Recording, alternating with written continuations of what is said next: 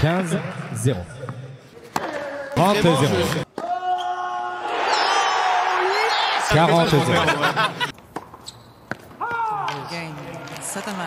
Et hola tout le monde, et on est de retour pour analyser la finale de l'Open d'Australie en compagnie de notre expert de Rafa, Valentin. Comment ça va? Ah, merci. Et toi? Ah bah oui, moi je suis chaud, moi je suis impatient. Ça fait 2 jours que j'attends que ça. Moi aussi, je pense que tu es un petit peu impatient. Mais qu'on attend tout ça. Hein. C'est le match de l'année, quoi. Alors, techniquement, pour l'instant, on est au début de l'année, donc on verra si c'est le match de l'année. Moi, je le dis, c'est le match de l'année. Tu penses que ça va être le match de l'année? Ouais, c'est deux colasses, quand même. Mais c'est vrai que là où je te rejoins, c'est que leur dernier affrontement en Grand Chelem, ça s'est fait à l'US Open, ça s'est fait en 5-7. Rafa s'était imposé, il va re-s'imposer. Eh bien, écoute, on verra bien, moi, je l'espère. On verra bien, on verra tes analyses tout à l'heure.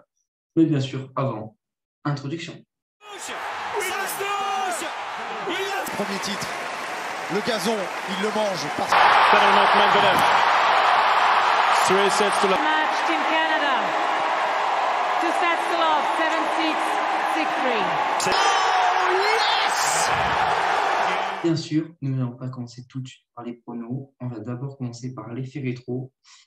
Et on va voir ce qui s'est passé la nuit dernière, que ce soit avec la finale du double dame et la finale du double. On voit ça direct dans effet rétro.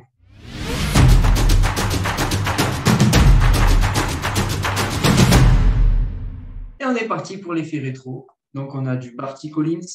On l'a regardé ce matin tous les deux. Alors, Barty s'est baladé dans cette première manche.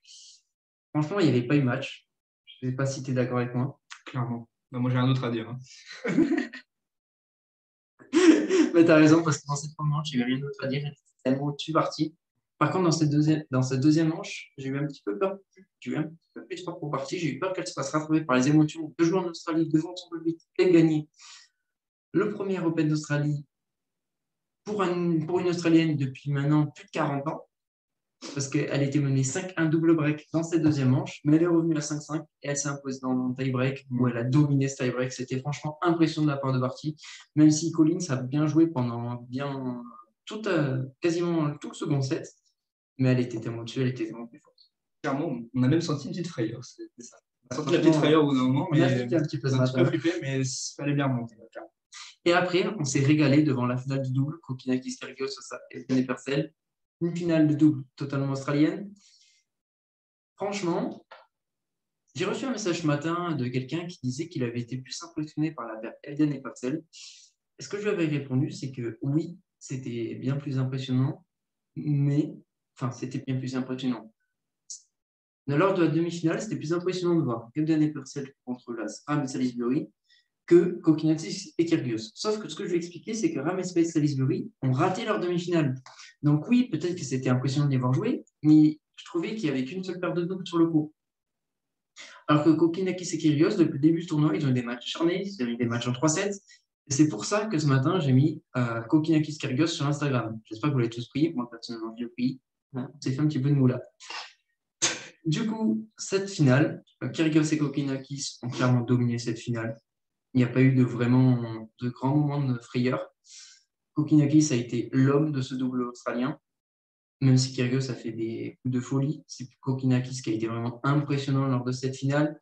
Il a dominé les échanges. Kyrgios a fait ses coups de folie. Il a essayé de déconcentrer les adversaires, comme d'habitude.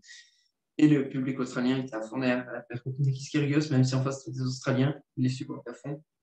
Franchement, cool à regarder. Je pense que tu es d'accord avec moi. Mais clairement, on s'est régalé ce matin, mais je pense qu'on va se régaler encore plus demain matin. Ah bah, ouais. J'attends que ça. Pour les pronos.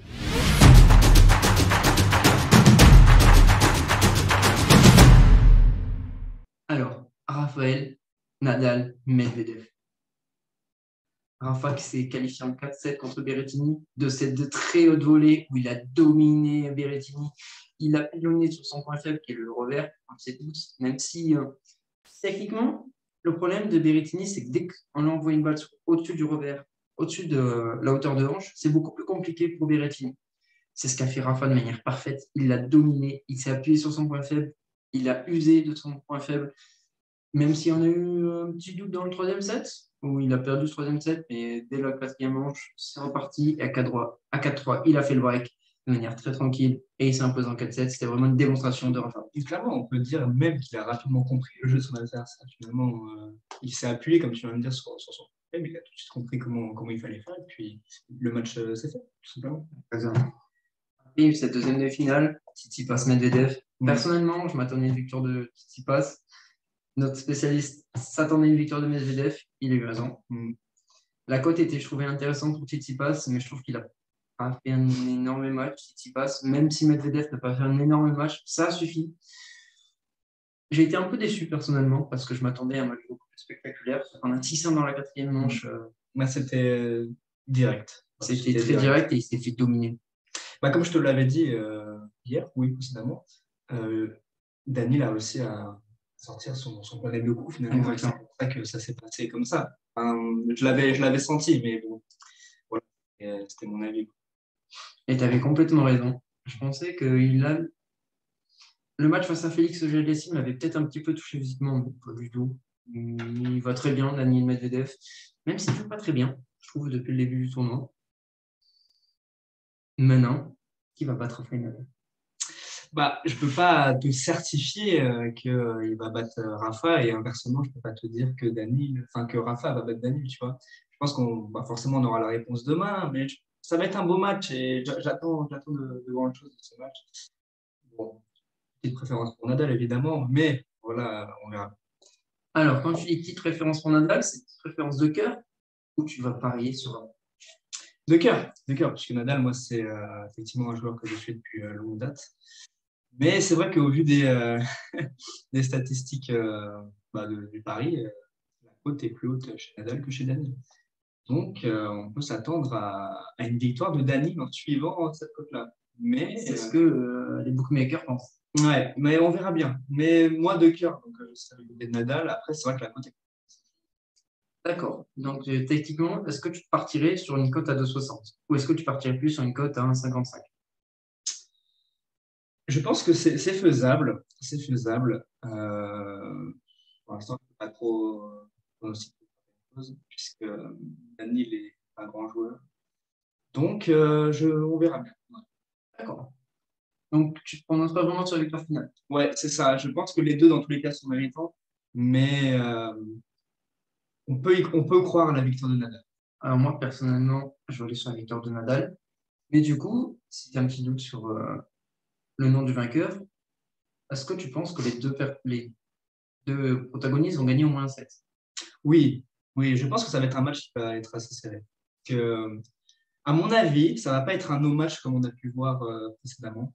Ça va être un jeu serré, des sets serrés. Et à mon avis, je pense que les joueurs vont longtemps se regarder avant de trouver le point décisif. D'accord. Donc là, premièrement, on peut trouver une cote intéressante pour un combiné, un 1,25 pour le set de Rafa. Tu es d'accord avec ça? Je pense que je suis d'accord avec ça, ouais. Donc on peut partir au moins là-dessus, sur le petit set de Rafa. Moi, personnellement, je vais quand même la victoire de Rafa. Ensuite, continuons. On peut dire que Daniil va gagner un set au moins. Oui, ça va être un match je pense. Donc là, on vous propose un petit peu toutes les cotes qu'on peut prendre dans le match. Donc les deux joueurs gagnent un set. On est d'accord aussi là-dessus? Oui, tout à fait. Combo, vainqueur et les deux gagnent un set. Moi, je pense que ça, c'est la cote à prendre. C'est ce qu'il ne faut pas rater. Ouais, je pense que c'est ce qu'il faut prendre. Moi, la cote à 3,40 m'intéresse beaucoup. Donc, je pense qu'on va jouer un petit billet quand même là-dessus ce soir. Même parce que déjà, je vois la victoire de Nadal et je suis d'accord avec mon petit spécialiste Nadal à côté. Je pense que les deux joueurs vont gagner un set au moins. Le joueur 1 gagne au moins 2 sets. C'est-à-dire, est-ce que tu penses que Rafa peut gagner 2 sets? Oui. Si on le voit à la victoire finale, forcément, c'est fort probable et c'est même ce qui va se passer. Mais vraiment, j'insiste encore une fois sur le fait que ça va être un match serré. Donc, la cote à 1,70, ouais, peut-être c'est la cote la plus intéressante ce soir. Elle est rentable. Elle est rentable. Parce que, alors là, les bookmakers pensent que Rafa va gagner au moins 2 sets. Okay. Parce qu'on peut voir, bon, après c'est quasiment un flip parce que c'est 1,70, 1,80 et la cote de Rafa gagne un set est à 1,70 et non est à 1,80. Il y a tous les deux plus sur le oui? Ouais, je pense que oui. Donc on peut partir là-dessus. Le joueur 2 gagne au moins 2 sets.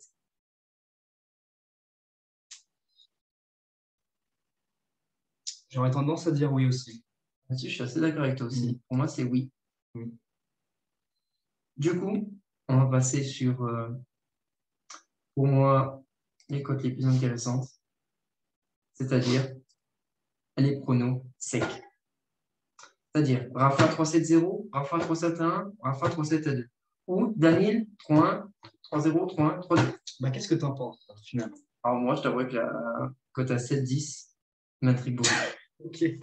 Ouais, en vrai, pourquoi pas? Pourquoi pas?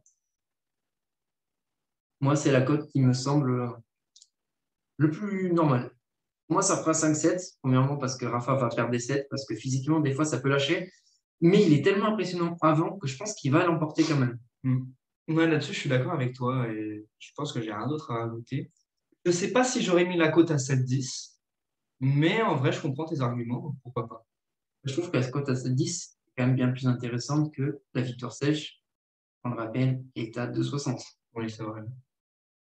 Je vois pas Rafa gagner 3-7-1. Hein. Ça serait trop facile. Ça serait trop facile et c'est ce qui ne se passera pas dans tous les cas. Est-ce que après Denis peut s'imposer? Oui. Encore une fois, c'est une finale et concrètement parlant, en parlant de finale, finalement, oui. Finale, finalement, ouais. Ça comprend au montage. En parlant de finale, c'est un match qui est censé être un peu 50-50, tu vois. C'est du 50-50. Effectivement, c'est plus de 65-85 en faveur de Daniel. Ouais, mais moi, je le verrais plus 155. Ok. Je suis plutôt d'accord avec toi. Je pense qu'on a fait à peu près le tour des cotes. Donc moi, personnellement, je vois une victoire de Rafael Nadal en 5-7. Valentin ne se prononce pas trop, mais après, j'ai peut-être une cote pour toi. C'est le nombre de 7. Ouais. Est-ce que pour toi, la cote de 3,5 passe tranquille? C'est-à-dire moins 4-7. Ah, c'est osé. C'est osé, mais en vrai. 4-7, mais tu ne prononces pas son nom du vainqueur. Ouais. En vrai, ouais. Je pense que ça passe. Et j'ai une dernière question à te poser quand même. Est-ce que le 5-7 le tente? Oui. La cote à 3. Ouais, le tente aussi. C'est intéressant de le faire. D'accord. Donc, techniquement, si on fait un petit résumé, si on fait un petit résumé des cotes, on a la cote de Daniel qui gagne à 7, je trouve qu'elle n'est pas très intéressante. Après, Rafa gagne à 7, je trouve qu'elle n'est pas très intéressante parce que ce soir, il n'y a pas vraiment de combine à faire.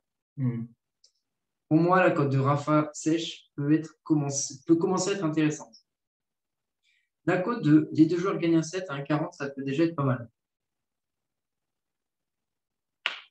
Ensuite, donc on a Rafa et les deux joueurs gagnent à 7. Je trouve qu'elle est déjà pas mal, déjà bien intéressante à 3,40. Rafa qui gagne de 7, je pense que ça peut être la cote à tenter. Même si elle est bien sûr risquée parce que c'est un petit flip. Daniel qui gagne de 7, je trouve qu'elle n'est pas assez élevée. De 7 face à Rafa à 1,22, je trouve que c'est pas assez élevé. C'est vrai, surtout qu'on parle du principe qu'il est favori. Moi, ça, j'enlève. Moi, ça, c'est mon combi fun, on va dire ça comme ça. Un Rafa en 5-7. Il va tenir physiquement, question. Mais moi, je vois bien un Rafa en 5-7 à match de fou. On sera là demain pour regarder. On va vibrer tous les deux. On va à fond devant Rafa. On sera là. Hein. Donc, moi, celle-ci, je la garde. Le nombre de 7, 3,57, je suis plutôt d'accord avec toi. Pour moi, c'est assez safe. Et le 5-7. Là, c'est le tout pour le tout. Hein. Mais est-ce que ça vaut vraiment. Alors, c'est risqué. C'est risqué, mais je pense que si on réfléchit, ça peut valoir le coup. On garde. On garde. Donc voilà, choisissez à peu près parmi toutes ces cotes-là. Si une qui vous intéresse, lancez-vous. Bon, on vous retrouve. Moi, personnellement, vous me retrouvez dès demain pour le débrief de la finale. Les tops, les flops de l'Open d'Australie. Valentin, on te retrouve quand tu veux. La porte est ouverte. C'est gentil. Peut-être à une prochaine fois, effectivement. Et Carafa, je te rappelle. Allez, on fait ça.